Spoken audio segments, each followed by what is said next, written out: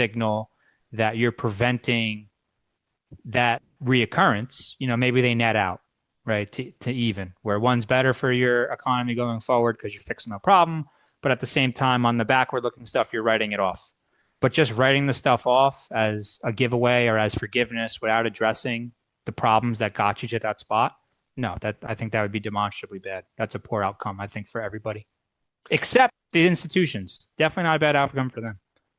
Well, I completely agree that we need a holistic solution here. We need a comprehensive strategy, and we absolutely need to get at the root of the problem and not just the symptoms. But the idea that forgiving college debt would at all diminish our economic standing on the international market strikes me as insane when the federal government is already in the habit of forgiving debt, especially to businesses. And they forgave so many of the payroll loans that were made during the pandemic as well. Hey, I'm not going to get an argument from me on that one. All right.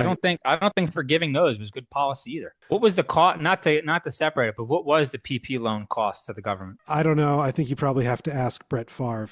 I'm just glad that we made it through this conversation without bringing the word fair or fairness up once.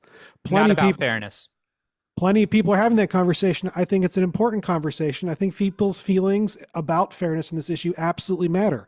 But that's a different podcast. This is the podcast where we ask, is it bad for the economy? And we're so happy that you decided to spend another half an hour with us exploring that question. Check out isitbadfortheeconomy.com. Share it with your family and friends. We're on Spotify. We're on Apple. We're on all of your favorite podcasting platforms. And we appreciate nothing else in those 5-star reviews and those comments on Spotify.